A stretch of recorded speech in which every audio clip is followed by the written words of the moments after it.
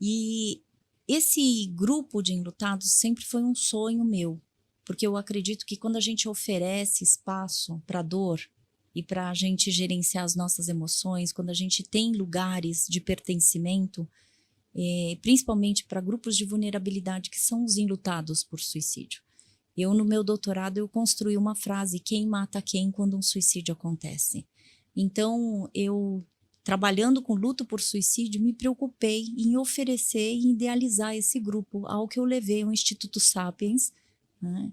E aí o Instituto acolheu a minha proposta e hoje, desde 2019, a gente tem esse grupo de apoio que é feito para os enlutados por suicídio. É um grupo gratuito. Com a pandemia, a gente precisou se atualizar. Antes era presencial, então a gente fez a versão online. Hoje em dia, a gente recebe mais de 100 pessoas por encontro. E se você tiver alguém enlutado por suicídio que você queira indicar, precisa escrever um e-mail, mandar um e-mail para o nas@sedes.org.br. A pessoa faz inscrição e aí o nosso secretário manda um cadastro, né, e aí você pode participar, que esse grupo de apoio aos enlutados por suicídio acontece toda a última terça-feira de cada mês, das 19h30 às 21h30. A gente tem uma equipe aí que, né, trabalha de um jeito voluntário, né, para fazer esse acolhimento aos enlutados por suicídio. Um outro projeto que você falou, que foi resultado de um grande susto que eu levei, porque eu tive por causa da inflamação cerebral e pela alta carga de corticoides, eu desenvolvi um glaucoma né, devido a toda a situação.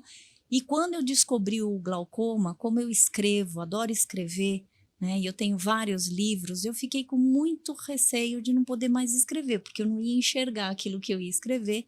Logo veio a ideia de eu abrir o podcast, né, esse jeito mais auditivo, não pela função visual, né, foi um jeito também de eu me treinar com a perda da visão, porque a gente sabe que glaucoma é um adoecimento que vai degenerando, né, a minha visão, inclusive. Então, enquanto eu ainda tiver um pouquinho de visão, né, pelo glaucoma, eu falei, bom, então eu vou aperfeiçoar um outro lado, que é a função auditiva, e aí, então, eu abri esse podcast, Se Tem Vida, Tem Jeito.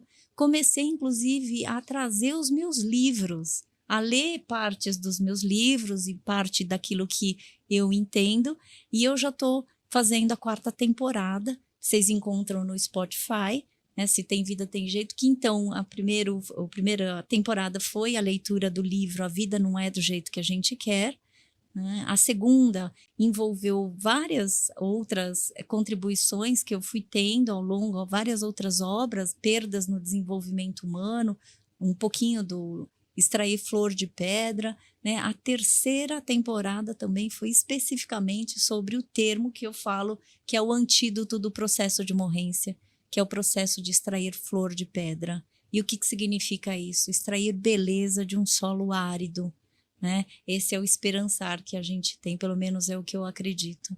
Então, quando eu extraio flor de pedra, deu origem para esse podcast, né? E aí eu estou fazendo, então, a 4ª temporada, que provavelmente sai ainda neste ano de 2022, né? Uma das coisas que eu aprendi quando a gente faz podcast, por isso que eu estou falando da gente se tornar atemporal, então eu já estou trazendo para vocês, né, o que eu planejo, né, como projeto. E o outro projeto que que são os meus 2 cursos pela plataforma Hotmart, né, que é Introdução à Suicidologia, né, que você encontra, um curso, e agora esse programa de gerenciamento de crises existenciais que eu acabei de lançar também, agora, que são 7 módulos, então você pode me acompanhar também online. Isso daí dá um outro podcast, esse gerenciamento de crises pessoais. Eu tenho uma dimensão própria, que eu chamo de dimensão, minha quarta dimensão.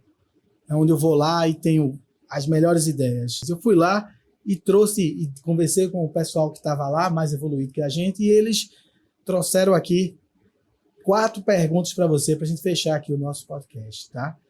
A primeira pergunta era se Karina pudesse entrar numa máquina do tempo, ela pudesse voltar no tempo e encontrar Karina mais jovem, que Karina, com que idade você iria falar com a Karina mais jovem e o que você iria dizer para essa Karina mais jovem? Essa é uma pergunta muito inteligente. Eu falaria para Karina, Karina, aproveita o seu tempo a seu favor. O que eu poderia perguntar para Karina? Como é que você demorou tanto para descobrir o que significa qualidade de vida? Você que trabalha com saúde mental, por que você não coloca em prática tudo aquilo que você estudou? Falaria para ela, Karina, a inteligência a gente vai fazendo aos poucos nas nossas ações. Poderia falar para ela, fica com quem você gosta, faz aquilo que te dá sabor, que te apetece a tua vida. Deixa de se preocupar com coisas que você não precisa. Escolha as batalhas e continua, não tem nada de errado no teu caminho.